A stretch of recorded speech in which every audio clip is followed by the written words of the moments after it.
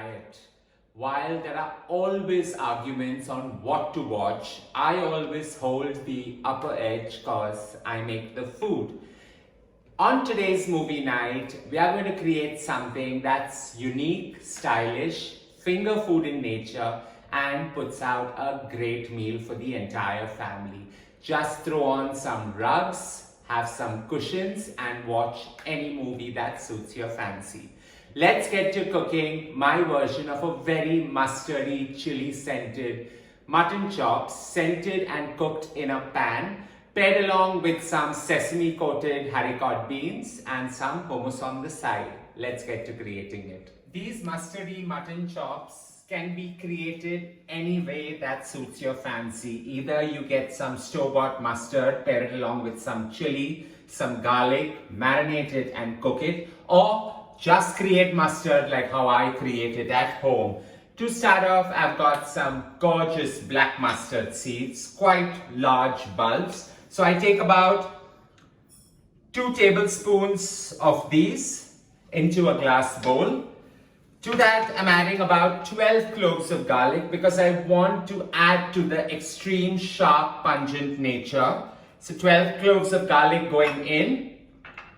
6 whole green chilies split into half going in as well, and just infuse and allow everything to bloom and steep with about 40 ml to 50 ml of apple cider vinegar. While we allow this to sit for nearly 2 hours, you can go right ahead and create this overnight because it just accentuates the entire flavor. I'm going to find a movie to watch tonight.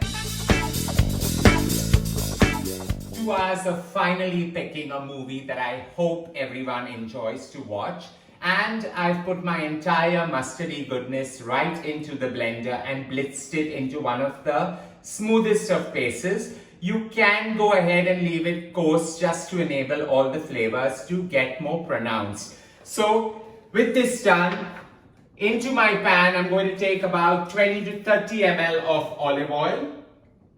Allow it to get nice and hot before we actually start sauteing the mustard paste.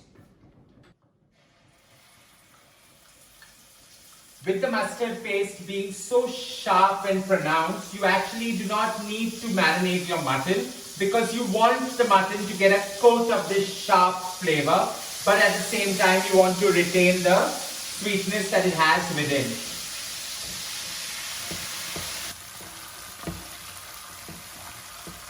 Don't be alarmed by the sharp scents wafting through your kitchen because we're using nearly a kg of mutton chops out here, so it scents and gets the perfect goodness. Now you want to balance it out, the sharp flavor of mustard along with the apple cider, giving it that tart element with about a teaspoon sprinkle of some sugar. This is what actually merges everything well together. Give it a fine mix again and go right in and just add in a little bit of water to create those beautiful sauces. In goes about 30 ml of water just so that everything cooks. Allow this to cook for at least 4 to 5 minutes till it gets that sharp mustardy goodness and everything comes together, forming quite a thick sauce. So either you cook it on a high flame or go right ahead and simmer it. With everything coming together, now is the time just to add in the mutton. So here I've got a kg of mutton chops, which I'm just going to put them as random in nature as possible because you want it to coat and simmer on the slowest possible flame. This gets a fine sprinkling of some sea salt, and this just brings the entire mustardy chili and garlic goodness right on the palate of this dish. So everything comes together just with this sea salt, and my kitchen, or my herb garden rather, is very favorable, and I have loads of rosemary growing in abundance. So here I have some dehydrated rosemary that I got right from my kitchen going on top. So this just scents it slightly, giving it those beautiful flavor that rosemary brings to this. While I've actually created everything from scratch, you can go right ahead, marinate everything together and just put it into the oven at 180 degrees Celsius for a good 40 minutes and cook it to perfect harmony. So with this nearly done, all we're going to do now is cover it and simmer it for a good 45 minutes till we just check it to see that the mutton has cooked perfectly. With the mutton chops simmering to perfection for at least 40-45 minutes, I'm going to create the perfect side that goes along with it. All I've done is I've taken about 500 grams of haricot beans, nipped the head and the tail, and blanched them before we toss it. So simple, so easy. So here I've got into my heavy bottom pan, I've got about 15 ml of olive oil. Into this, I'm just going to toast about 10 grams of white sesame seeds. And I love how white sesame seeds contrast the entire haricot beans. Over here, you want the sesame seeds to actually give that slight crackle, but you don't want it to brown because you want the white to contrast with the haricot beans. And in go these gorgeous haricot beans. And we're just going to let all this toss together. So toss it with the sesame, allow it to sizzle and give you that perfect color contrast.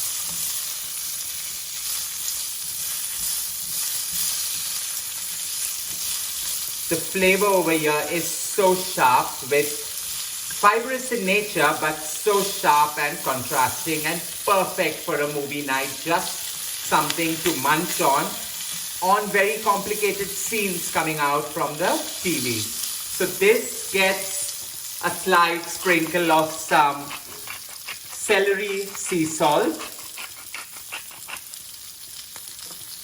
some freshly milled black pepper, and your movie night ready.